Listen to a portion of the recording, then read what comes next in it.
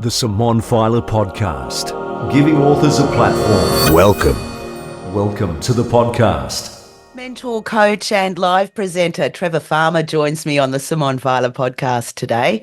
Trevor, together with co-author Juliane Cowan, have written 2 books and have now made both The Last 1% and Nail It into audiobooks. Welcome to the podcast, Trevor. Pleasure to be here, really is. Yeah, ditto. I'm really excited to be chatting with you today. But first up, I usually ask all my authors, how did you find the process creating your audiobooks here with me at Brisbane Audiobook Production? It was a really great win-win situation. Simone, you helped us so much in overcoming the hurdles necessary. Not that it turned out to be very many hurdles because of what you'd planned. There were a few little speed bumps, but in the book we talk about plan, do, check, adjust. And we planned, when we did some checks, there were some speed bumps, come back, plan, do, check, adjust, and now it's done. So thank you very much. Cannot thank you enough. Oh, my pleasure. It was incredibly insightful working with both yourself and Juliane. The content, I learned so much. Both books are incredibly empowering and motivating, encouraging people to be their authentic selves, do what they love, and live their best lives, both with steps to nurture these ideas and foster these outcomes. So how did living this sort of life start for you, Trevor? It all started, Mum and Dad, or Dad was a stock and station agent. So for those who don't understand, he was in a country town, and the towns were Cloncurry, Darwin and Alice Springs during my childhood. And he looked after the sale and purchase of livestock and merchandising, all the goods and services that these people need out in the bush. So we lived in Cloncurry till grade 4. And right. I think a major significant thing was coming home from school one day. We had a pet border collie, Patches, and always welcomed us. She's my greatest little mate, welcomed us to the front gate. Well, this particular day, she wasn't there. We had a house about probably 800 mil off the ground, and she was underneath the house throwing convulsions. Oh. And for a kid in grade 4, it was just terrifying. So I went under and dragged her out, and then she'd have a break, and then she'd start up stronger and stronger all the time. Today, I know it to be a strychnine bait. Then I didn't understand a thing. So what I did know, though, when you're in grade 4, Mum can do anything except fix a convulsing dog. So what happened was, Mum, fix it, tears everywhere. And she said, I can't. I said, why can't you? You need to be a vet. What's a vet? Never heard those 3 letters. What's a vet? Somebody who saves animals. Well, there wasn't one in Cloncurry that afternoon. In actual fact, there was one practicing in North Queensland at that stage. Wow. She died in my arms. And what happened was, into my ticker went, I'm going to be one of those vet things, no matter what. Right. Even at that stage, I hate to have another kid go through what I went through. Now, when you get a higher purpose, a dream, and a goal that strong, you can channel the universe and call the universe what you like. You can call it God, you can call it peanuts if you want to, because they don't want to be named anyway. And align with the universe, crazy things happen, and crazy things did happen. So I finished up becoming a veterinary surgeon. So from there, we moved up to Darwin, then down to Alice Springs. School finished in grade 10 in Alice Springs. So I had to go across to Charles Towers for boarding school. So basically left home for the under-14 cricket team. And because Mum and Dad couldn't afford to have me come back every holidays. Right. From there, I got the bare minimum number of points required to get to uni. Right. And away we went. And there's what the stories that lock in. I mean, in Townsville in 1969 was a small university, so every one of us had an academic advisor. Okay, different to today's outcome. Yeah, that academic advisor was to help us transition in how to get through uni. So I'd come out of boarding school, and this guy was our inorganic chemistry lecturer. That's important. I knocked on the door, and this bloke sit me on his desk with black-rimmed glasses, pulled the glasses off, and I said, you're my academic advisor. He said, yes, right. So what do you want to do? Vet science. How many points did you get? And I got the minimum number of points, 22. That's all you need though, right? Yeah, but he pulled his glasses off and he said to me, you're wasting your time. Wow. Now, if you didn't have that passion, That would have been enough of a blow, I'm really. dead in the water. But if you did have your passion, and I remember saying to her, you'll keep. That's all I said. And as it unravels, and in our book I highlight the importance of the universal rules, is we had 3 chemistries. So we had to get 150 out of 300 to get out of there. And his exam was the only exam that came up at the start of the last semester. So I said, right, I'm going to go for this. Full on. And I went for it. There was nothing that he could put on the paper that I didn't know about. And all my university career, I topped one subject, and that was his. and Sweet revenge. I asked one of the demonstrators, how did I go? And he found out, which he shouldn't have told me, but I got 93%. So I only needed to get 150. So all that could do is take the pressure off the end of the year. Yeah. Every one of them thought I was going to do a career in chemistry. Nothing further from the truth. This was just a stepping stone to move on. Right. And went to uni. I got married to another veterinary surgeon, wannabe veterinary surgeon at the end of 4th year. Dad got made redundant in 1972. So I'd seen him work, 72 or 73. The price of cattle in Queensland dropped from $400 a bullock to $40 a bullock overnight. Wow. And what his company worked for did, they just took the top highest, 3 highest paid managers, one in Roma, one in Rockhampton, one in Charles Towers, and sent them a letter, as of 4 weeks, you're redundant. And it nearly killed my father. It was amazing. And I thought it wasn't fair because I'd helped him a lot with it because I loved doing it. Yeah, it's hard work for 40 Then I realised he put himself there. So what came out of that little story was I'm not going to work for anybody. I'll work for myself, and I'll take it all in the nose if I don't make it, but I'll also take the cream. So Sally and I actually paid rent on the premises of our clinic 3 months before we graduated, assuming one of us would pass. Right. And I think that kicked us out to get rid of us anyway.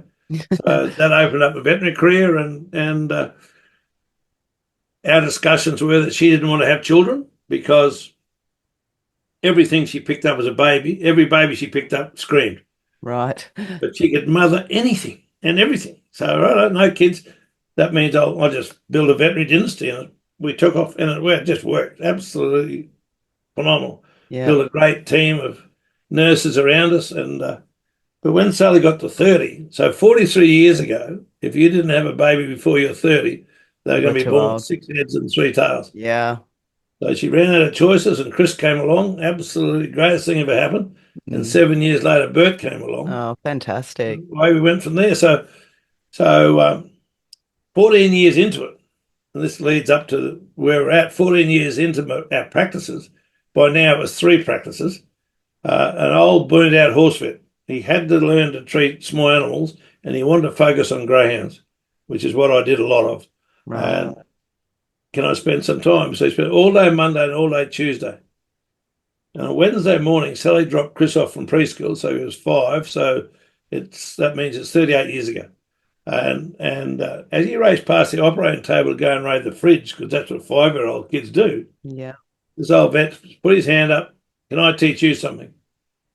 Absolutely. And all he said to me was, at the pace you're running at, be very careful. Soon that kid will be 18. So true. Went home that night, tired, never took holidays. That's what we teach people to do now. Never took holidays. And then I asked myself the question, why did we have him? Because the only reason that old vet said that, he didn't know his own children. Right. And so out of that, when we teach nowadays, I very strongly advocate that love is spelled Time. And if you violate that, you're probably not strong enough to handle the consequences. And so bang, that led to, there has to be something out there that can give me a big quid, because I can make a big quid, really big quid, and the time to enjoy it, so I can spend time with Chris. Yeah. And as the universe should have it, a guy came into town who I'd met over 1 cup of coffee 3 years earlier at a veterinary conference. And he said, I'll be in town, doing this. Like to share a concept with you. Yeah, mate, no worries. No skin off my nose. Up he came and introduced me to network marketing. And I could see a big quid in one hand and time on this hand, as long as I put it in. And so within 9 months, I was out of the clinics. and gave them away to our staff. I don't begrudge the cent of it, but it's probably not the wisest thing to do financially. But I became a full-time dad at 39. So when you say you gave it away, you didn't make any money? You didn't sell it? I sold it for a pittance of what it was worth. Okay. My accountant said to me, "You realise you're selling this for 20% of its value." And said, my thought pattern at the time, let's give the vets the best chance possible to make a go of it. And they certainly made a go of it. It was crazy, crazy thinking, but I thought I was bulletproof and I still got my hands. That was my self-talk. And then went and built a successful networking business. So we finished up with, 16 overseas trips, and the kids had a great lifestyle. I became a full-time dad, and started to teach leadership because it's a leadership-driven business. Yeah. Let's go back. So when you quit, when you got rid of your veterinary clinics, what how did you support yourself there in that interim stage before you started going into that next, phase of your life? Well, I'd already been successful enough to know it was going to work. Okay. So you'd already put things in place for it? The network, yeah. I got involved 8th the 8th, 88. Those straight eights. I signed up into networking, and we sold the clinics the 30th of June, 89. Not the smartest thing to do, but I knew I was falling right. Let's go. Let's get it done. It's a done. See, I really strongly teach in success, it's a done deal. So if you have a look in our book, Story 3, the last 1%, there's an in-depth detail of a young guy helped win the world water ski titles. Yeah. And it's called the last 1% for a reason. Yeah. At the first conversation of Wayne, I said, mate, I know nothing about water skiing, but I know an awful lot of the last 1% between years. And so all I've ever done, Simone, is to listen to people speak and correct what's coming out their mouth, because what's coming out their mouth is what's locked up in their heart. Okay. And what's locked up in your heart, you manifest. I mean, there's nothing complex about it. And I've been good enough in the 90s because I was full-time to help a young kid with a brain tumour, 9% chance of coming home, Wayne with his world titles, another young man in a coma for 10 and a half months, a couple of twins, which is not in the book, 2001, the worst juvenile leukemia you can get, Melbourne Cup Day 2001, and they were actually told, have one less setting for Christmas dinner. Wow. That's when you're playing for keeps. We got to Christmas, their birthday is the 16th of April, and I said to parents, we need to have a really special party on the August holidays. Got to the party and handed over to mum. And if the doctor just handed over to mum, they would have much better results because her intuition rules. And so she picked a fairy party. So all these big, tough men rolling up in Mount Isa to this party in tutus. It was hilarious. But what it was is a fun night. And see, if you're having a fun night, you're operating at a very high vibrational frequency. You're operating in love, joy, and peace. And that is the key. That is the key. So the second guy had a brain tumor, his mother was told, you got a 9% chance of coming home. Now, you're a mum. That's the worst news ever. Absolute despair. So when she came out to home a couple of days later, and absolutely heartbroken, I looked at Fair in the eye, excuse the French, but this is what happened. Looked at Fair in the eye and said, listen, that beats the shit out of 6%. And she looked in the eye and nodded. She said, yes, it does. Okay, we run on the 3%. So that was an interaction of about 30 seconds, which took them out of total despair into hope. And 10 months later, he was home, so who cares? Yeah, that's amazing. 30 years old. So the stories in the books, in particular, the last 1%, are incredible, like nothing short of a miracle, really. But obviously, this is all coming somewhere from within you that you're now teaching it, obviously, in your courses. Apart from, I mean, that's a great start with the veteran, how your puppy died, and coming to the belief that that's what you wanted to do, and then achieving that. Was that the whole insight as to you thought, like, it's really what you want that comes to fruition and you got to follow that dream? Yeah, absolutely.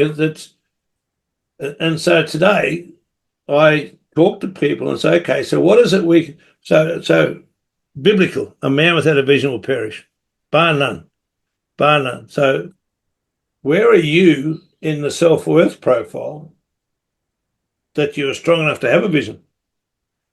And one of the things that comes out of the book, which I'll just allude to now, is we have this ladder, Yeah. and that's what it's all about. That's what it's all about, because Stepping out of fear. it's a ladder that I put together out of some really complex stuff. David Hawkins, letting go. Because if I've got a strength, it's taking a really complex gig and making it very, very simple everybody can relate to. Yeah. And Well, that's what you've done that amazingly in your book, because I've also done some research on self-help and these sort of themes. And, it does take a lot of, a lot of concentration and stuff to get your head around the information, but you've condensed it all basically. And the good thing, Simone, is Simone. Right, okay. Is we've been around it long enough, 9 years, to have proof of the pudding. So just as COVID had started, we got an email, and that email said, "I just want to thank you guys for saving my life."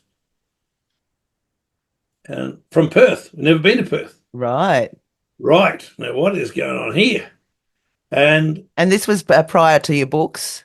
No, it was because of the book. The last 1%? Out in the Amazon, where it was out on the internet. And so what actually happened, this particular guy was dragged up, not brought up. He was told as a kid, you can't be a mechanic, you're too dumb, you've got to be a butcher. Wow. And that went through his whole life, and now he's 52. He's the leading safe and healthy officer at a big quarry, 80-odd staff. He's been to several corporate psychologists for his mental demons, but never related to one of them. So he'd come to the conclusion that it was time to end the whole show. And he sent his wife up to Perth for 3 or 4 appointments, but the last one cancelled because of COVID. So she came home about 3/4 an hour earlier, opened the shed door, and he had the gun just here. What the heck? That's terrifying. All sorts of tears.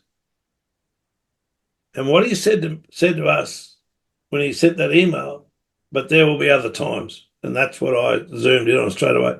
So in order for that to not be manifested, I said to Juliane, what's this guy's phone number? So for the first time in his life, someone rang him about him. Right, yep. He's 52. He's unbelievably resilient to get where he is. But what happened in that conversation? He went through the whole thing, and his wife went to sleep. He jumped online, and he found our book. Initially, he thought it was written for 2 business people, but he knew it was written by a couple of Aussies, so he bought it. Right. He reads the book, he goes through the book, and then he hit me with a quote, which has absolutely changed where we are today. He hit me with a quote, "Even I can climb a ladder." Now, you think about that, and you think about the progress since then. We originally were called Topcatz because, being an ex-veterinary surgeon, done a lot of martial arts, a lot of them are based on the actions of a cat. If you were cat-like in your actions, we're out of a job. Yeah. But we aren't. We worry, we are guilty, we got all this other stuff. Once the ladder was presented and hit the market, it was time to move into living courageously. That's who we are today. Yeah, I was going to ask you that, but yeah, you've changed your name. Yeah, so Mark was pivotal. And with that, and we understand the depth of the mental health crisis, what happens is what was up until a couple of years ago, and still is, a series of an exercise in success principles. It also correlates with probably one of the most streetwise mental health programs out there. Because if people can climb a ladder, we're in business. So our sole aim from the mental health procedure is to stay off the dark red zones of the ladder. If you stay out of shame and guilt and depression and grief, then you're not going to do something silly. It just doesn't happen because you're not vibrating the frequency that happens. So that's where we're at today. Now, what also set that off is when we first opened the clinics, the very first consultation Sally did, and we agreed because we had to build a client base. We'd both come in and interchange, meet the people. If they didn't relate to me, they might relate to Sally. Yep. The very first one that Sally did, I came in and changed the diagnosis. She agreed with the change, and I didn't change the treatment, but I did it in front of the owners. And from that day on, our relationship changed. Okay. The veterinary gig took off, absolutely took off. But about, I don't know, 2 or 3 years later, she rolled over in bed one night and said, "Why don't you go and find a younger one?" Yeah, eyebrows go, "What the weird, what?" And persisted, and persisted. Wow. And so Right. over time, I did. Not proud of it, but I did. And so, Why do you think that was? Because, yeah, why do you think that well, was? it comes. So 27 years later, Simone, 27 years later, Sally said to me one night, just casually, "Dad was a monster figure to me." And I could tell her in less than half a second. I said, "Yep." And you transferred that to me the very first consultation did in 1975. Right. You don't want to sleep with a monster. You don't want to be around a monster. It just makes so much sense. Mm. And Sal, though, if you understand statistics of suicide, 2.5% make up their mind and do it regardless. And she told nobody, nothing. But the 8th of February 2001, Sal took her life. Oh, that is devastating. Tough Devastating. gig, Yeah. tough, really. I cried myself to sleep for about 9 months. Mm. And having said that, we became the Three Musketeers.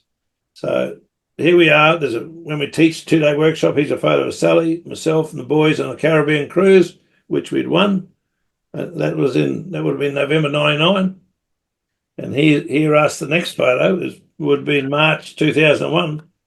Just the three amigos. So we became the Three Musketeers. And That would have been a very challenging time for you, given that you were, very positive in your mindset and outlook to have that happen. And how did you then, maintain that positivity? Obviously, you would have gone through some grief, but to bounce back and keep going with your positive outlook.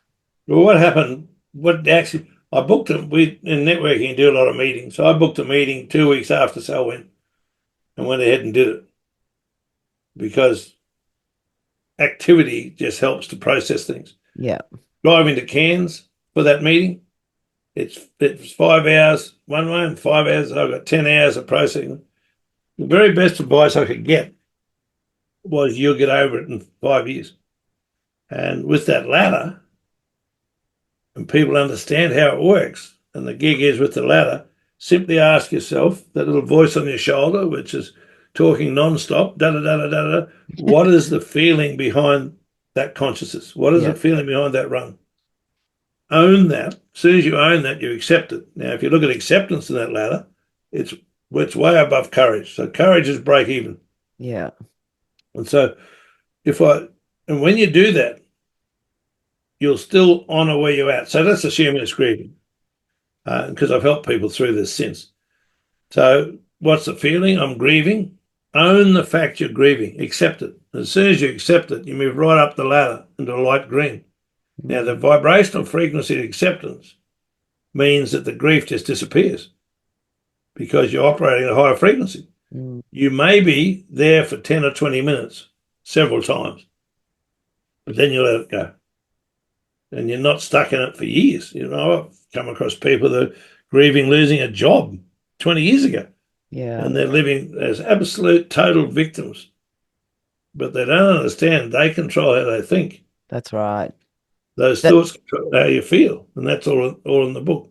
And away we go from there. So the ladder is pivotal in helping people free themselves. Yeah, Absolutely. well, congratulations on coming up with that concept. Obviously, you did a lot of research to get, to where you were to sort of put that thing together and grow through that ladder process. Whereabouts on the ladder are you today? Oh, definitely. Love, joy, and peace up the top. High Right. vibrational frequency. I mean, you can't hide. I mean, you know that. You do podcasts. Yeah. I know the vibrational frequency you operate at. Yeah. And you can't hide it. Understand the ladder. It is a ladder. The saddest part is a lot of people climb it from shame. then they get guilty, then they get depressed, then they grieve, then they get up to anger. That's the top of their ladder. Then they go and do something that they regret. So they still climb a ladder. Now they go back to shame. Yeah, drop down.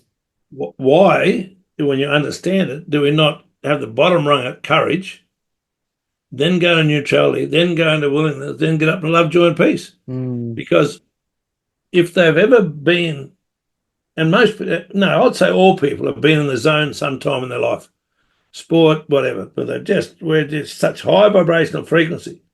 That's living in love, joy, and peace. Yeah. And so I didn't understand this stuff when I was mentoring Wayne and Gavin and Darren through their world titles. But I just knew. And if you're up here, as explained in the book, any other teams in the sport have to ask the question, what are we doing wrong? Yeah. And what that does, it keeps them below courage. So we sail through knowing that we know, and it's a done deal, it's over. So going back to Wayne and the book is I got involved with him and it was a ton of fun. He's already Australian Open water ski champion, but it was lifting it up to be a world champion. So I started thinking about, okay, this guy they do 4 races, 2 days apart. They ski for an hour out in the ocean at about 85 to 95 miles per hour. It's a tough sport. Yeah. It's a tough sport. So here we go. And I thought about this, okay, he could win the world title having won the first 3 races, but break his neck on the 4th one. Now, he's still the world champion. You didn't say that to him, obviously. You know better. No, he's still the world champion. It was a very hollow victory. So how do I offset that? It was so easy. I've never been to one of these cars. I didn't know. It's so easy. We just win no worries. We win all 4 races. And at the presentation, ladies and gentlemen, please welcome the first male athlete ever to win a straight series. Amazing. It's all set up by an idiot who knows nothing about them. That's but fantastic. I understand what a vision is. You see, a vision is a mental image, which is a picture, of a desired future state that does not currently exist. And the good for yourself or in general? Well, for yourself, obviously, not in general. No, for myself and then everybody. So the people without visions are perishing. Yeah, they're preoccupied on their phones. Precisely. Yeah. And they're being entertained. That's the problem. And distracted. And we could do a whole podcast on very true of smartphones on teenagers. I am totally in alignment with banning them access to it until they're 16 because their frontal lobe, and I've helped people through all this stuff, their frontal lobes aren't mature enough to handle the rubbish that comes back. And what we never had 24/7 hitness if there's bullying. It switched off when we got home and it may have started again the next day. Yeah. But when people don't understand the damage of smartphones and don't realise that love is the strongest force. So there's not love and total harmony in the household. Those teenage kids go searching for it. Yeah. And they search for it in this commonality, which is a smartphone. And now they're being mentored horizontally. See, we were brought up, mum and dad, if not mum and dad, uncle and auntie, or we had foster uncles and foster aunties, but we were vertically integrated in leadership. When they go horizontal, and you know it because the first thing that comes back to you is this son or daughter yours to say, I know my rights. Look out. Yeah. Look out. Because they go horizontally, now they form a gang, but the maximum age of that gang is 16. They don't have any streetwise. No, that's right. They have no experience. If you are in that case, because I've worked people through this and it's tough, but if you are in that case, just make sure 24/7 they've got a bed of unconditional love to land on. Yeah, that's right. And that's real people support rather than what you're finding on your phone. Then they come back gently, but it's still unconditional love, and you got your family back. Massive in today's stuff. Yeah, and I also think with the phones, it doesn't give them a chance to really search for their creativity, and find out what they love doing. Because Yeah. that's one of the things that I really found in both of your books that, if that thing that you lose time doing, that's the thing that you love, and potentially there is a career there for you doing that thing. Like it is a vision to some degree. I started out. I wanted to work in music, and where I grew up in Mackay, the closest place was the radio station. And I was gonna work there, you know what I mean? I had that in my head. I was gonna do work That's it. experience there, and I started there. But that was, like you said, a vision. But I also had time. I didn't have a phone, growing. We didn't have phones in the 80s, that we had time to actually think about what we liked doing and what we wanted to do. So I think, what would your advice be to parents and to children? I know that the nail it has a lot to do with teaching teenagers or adolescents these sort of skills. But what advice to anyone listening? Maybe parents that have got children that are constantly on their phone, or children that think, I want to get away from it. Have you got any advice for them?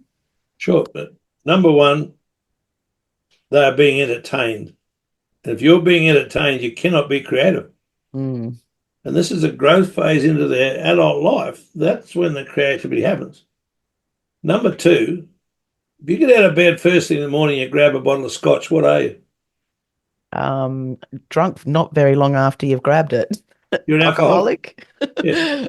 So if you get out of bed first thing in the morning, you have to grab your iPhone, what are you? You're an addict. Mm.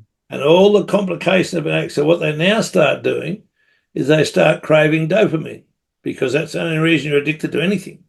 Mm. So what does that mean in the online world? When absolute professionals have driven that machine so that you're addicted to your likes. So now we're entertained and we're craving on the ladder. You're a victim. You're craving likes. Mm.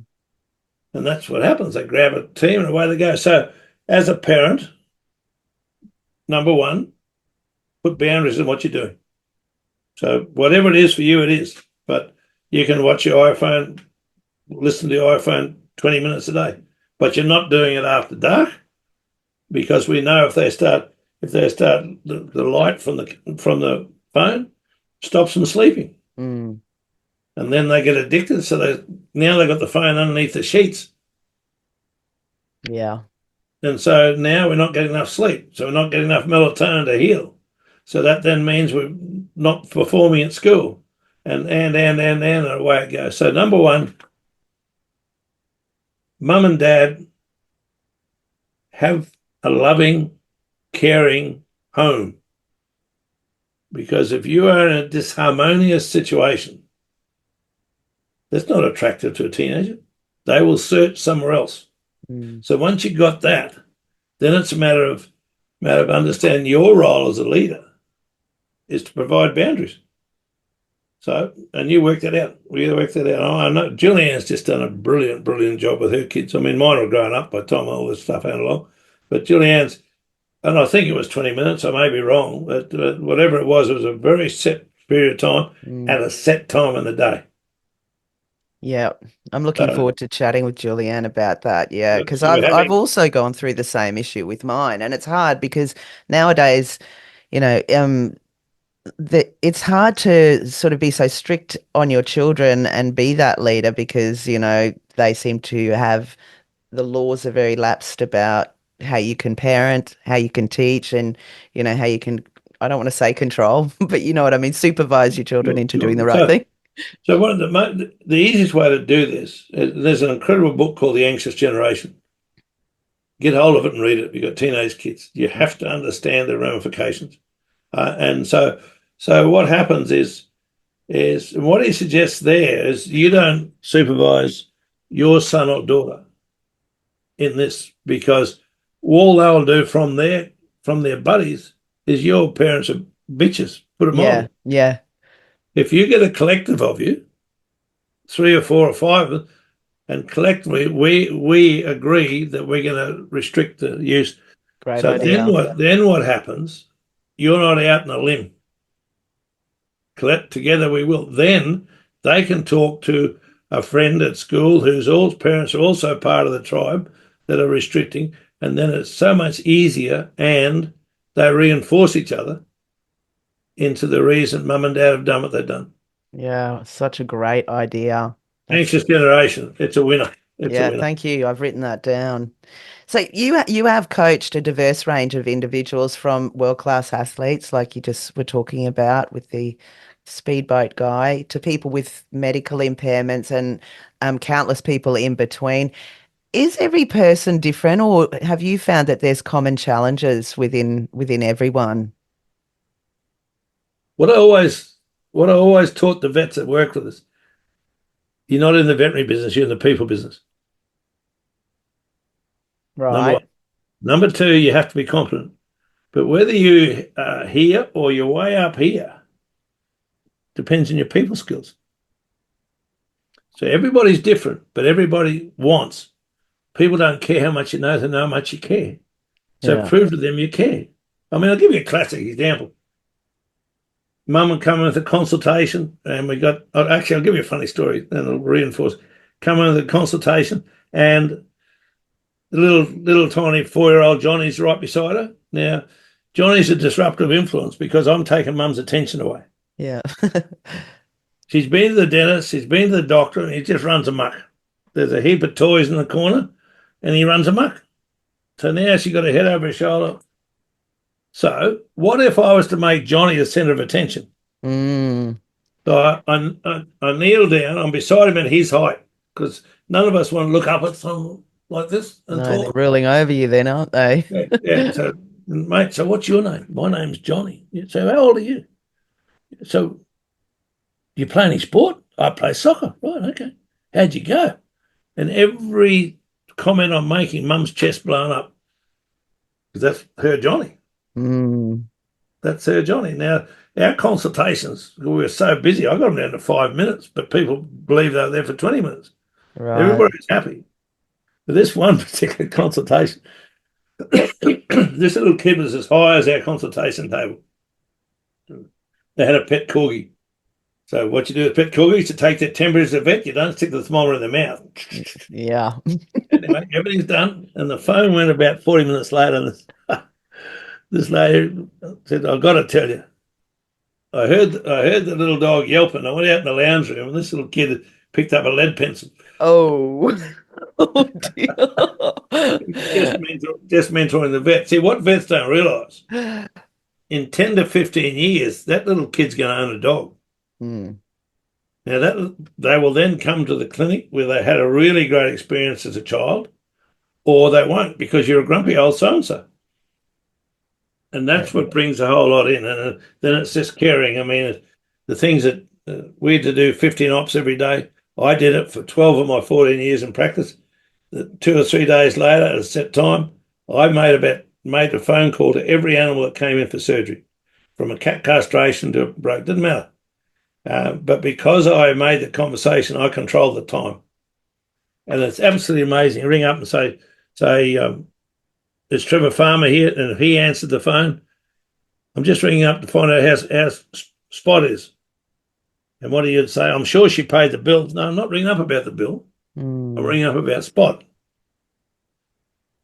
And then you'd hear, "Hey, Mabel." So she's out hanging the washing up. "It's the vet." And then in 60% of cases, "Tell him I paid the bloody bill." Yeah. Then there's silence. So she'd come to the phone and I explain, "I just want to ring up and see how Spot is."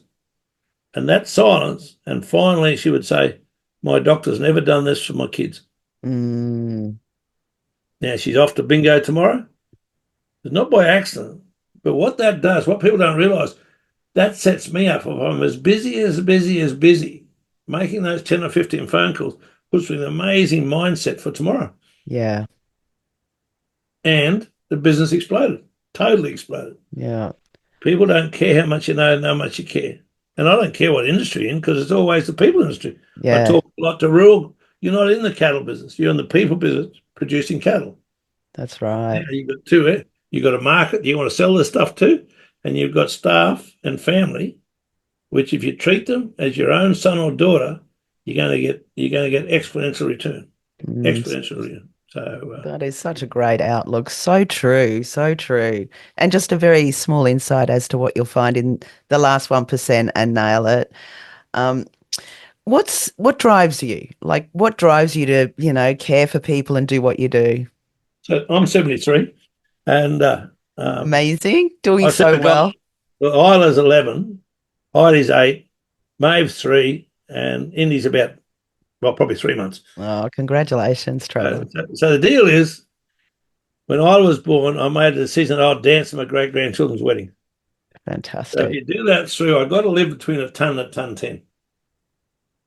Now, I'm not just to live, as to dance. So I can't dance without my knees.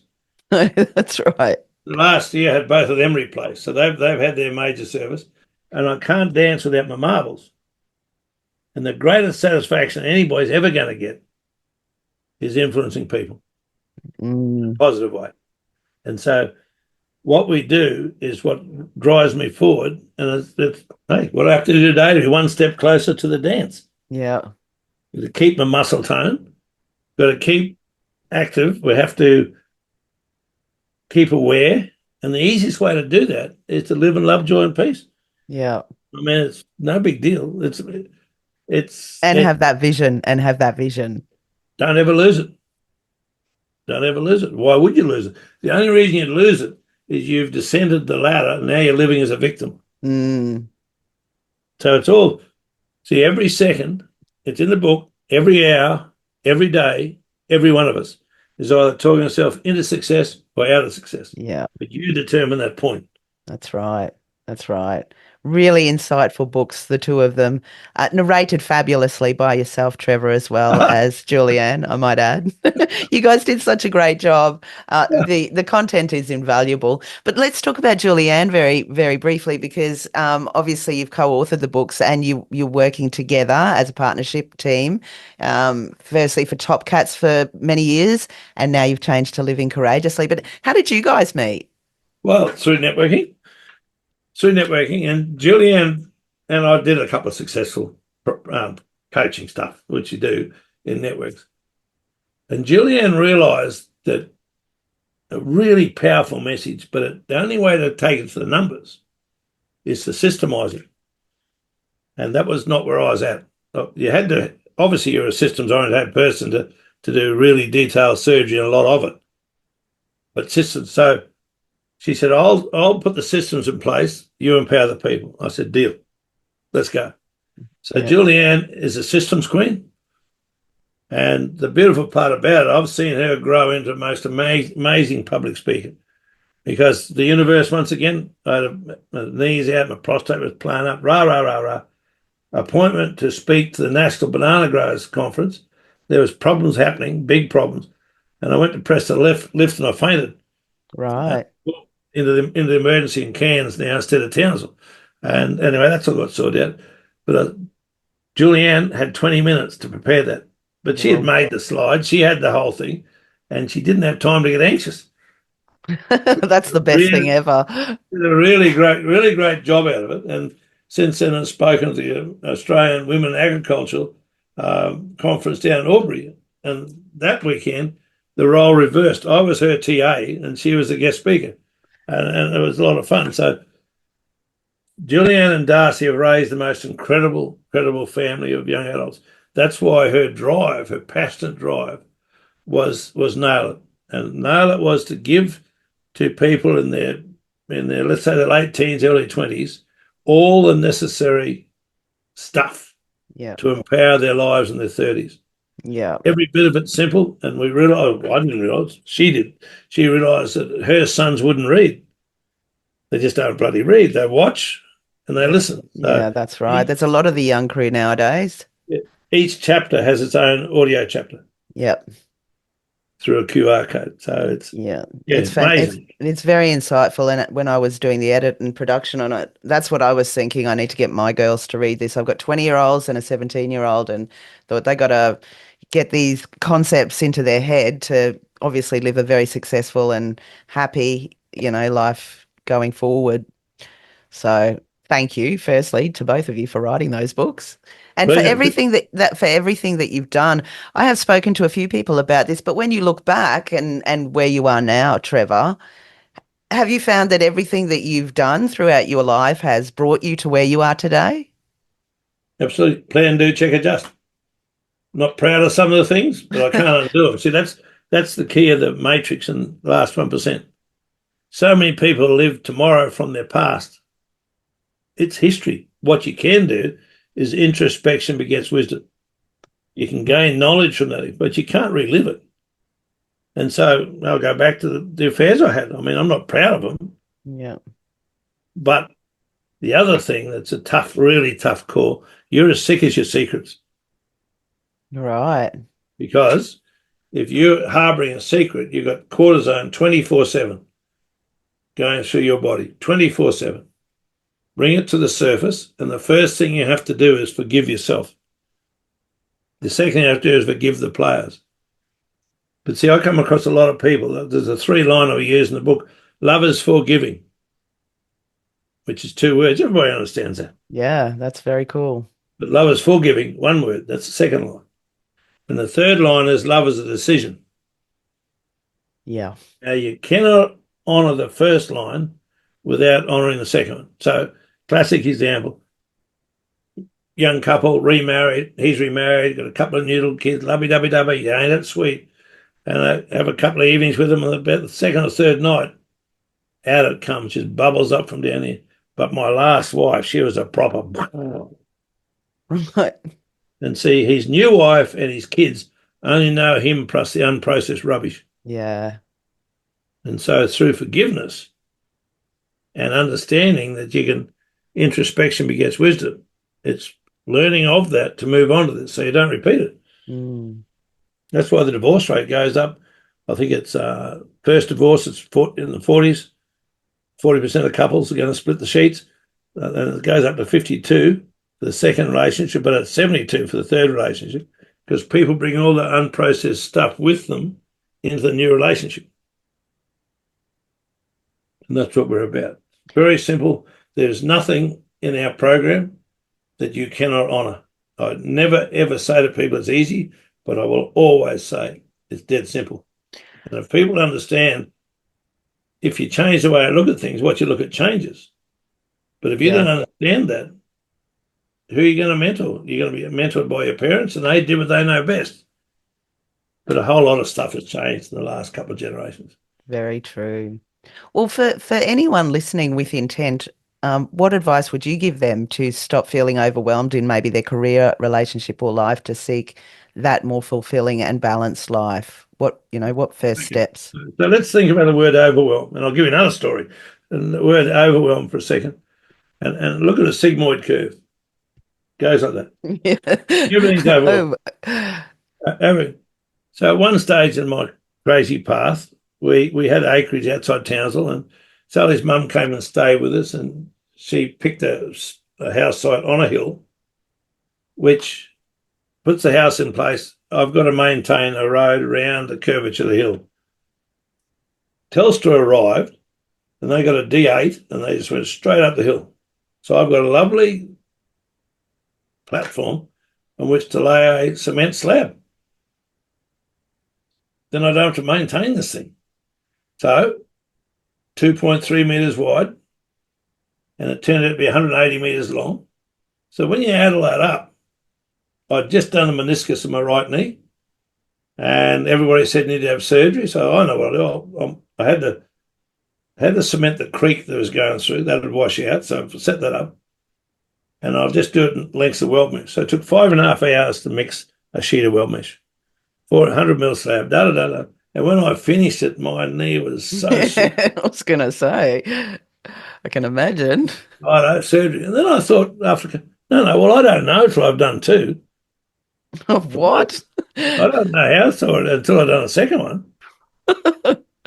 Sorry for laughing. When I did the second one, there was nowhere near as sore. Right.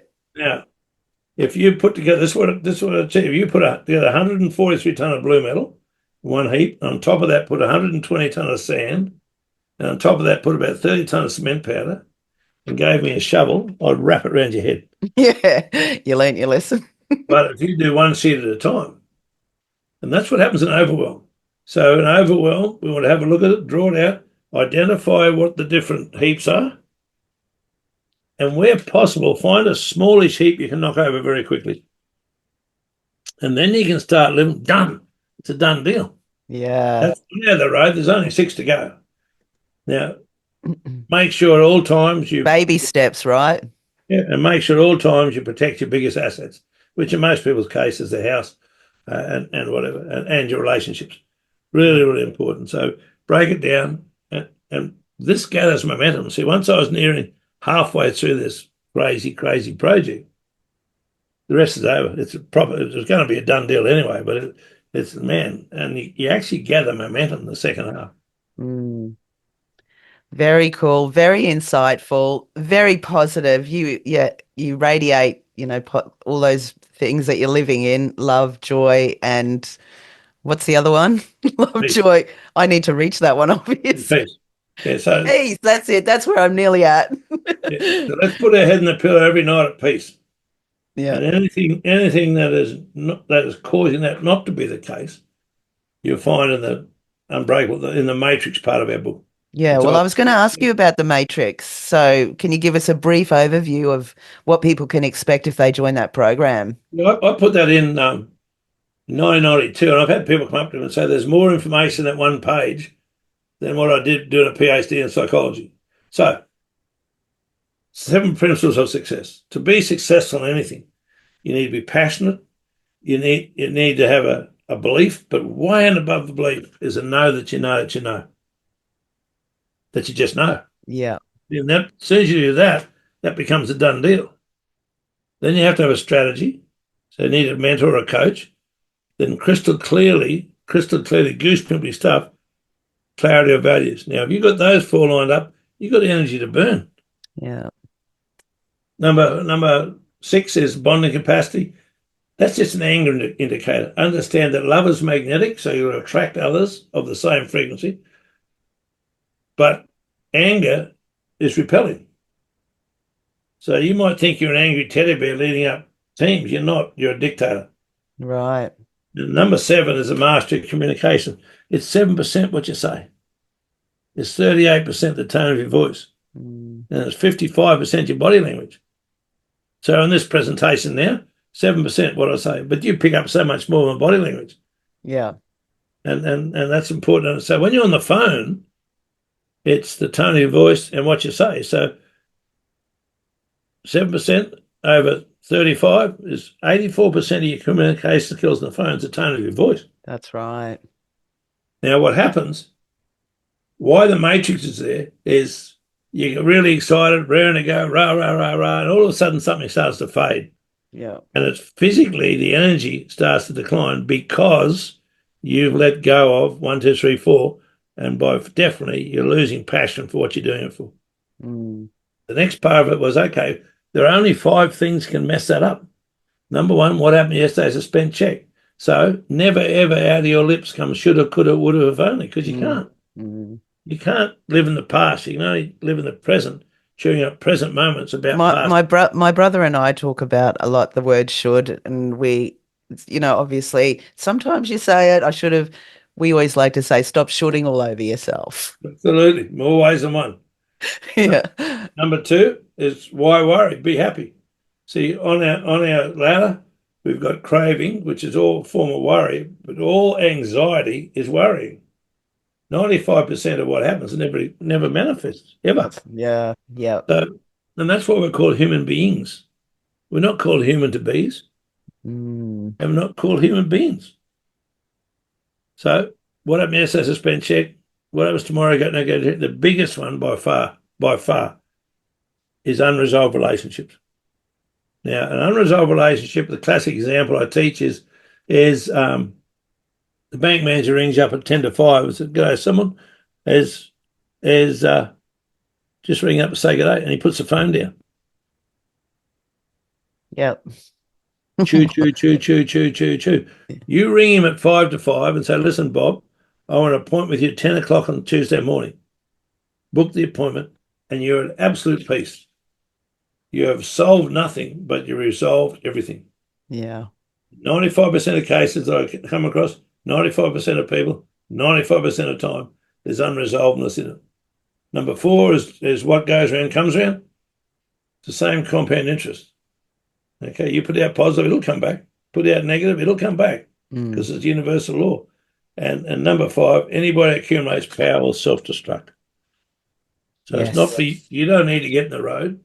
Just let the universe look after it. Beware of the Bound Rooster. Bound Rooster is set up by an immature person to protect a fragile ego.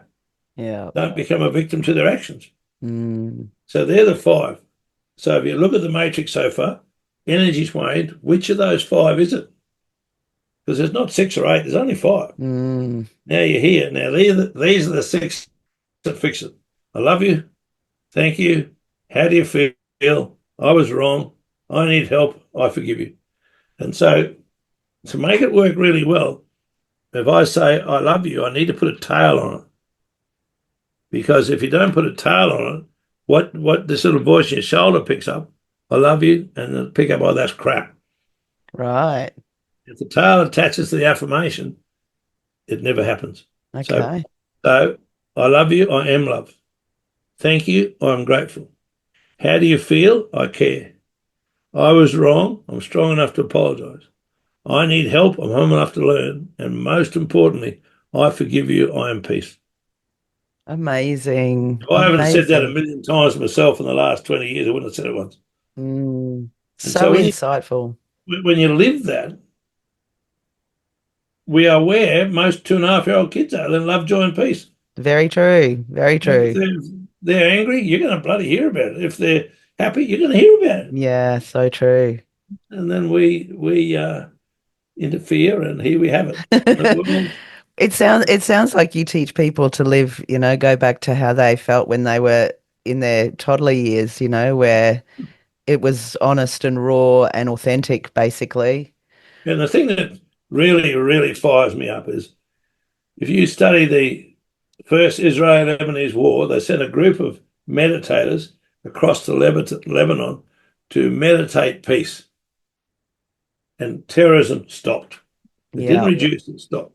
Hospital admissions fell through the floor. Yeah, I remember that. Crazy. So much so that the organisers was this a public holiday, but they've repeated it a dozen times. When they did their figures, what they realised, it only takes the square root of 1% of the population. Now, I might do a workshop. There might be, well, let's make the maths easy. Let's say there's 20 people there. Yeah. So 20 squared is 400. That's 1%. So we touch 40,000 people. On those people. So there's stuff going on out there. It sends it out. But we stand and put our head in a pillow at peace. It doesn't have to influence you. You're incredibly insightful, Trevor.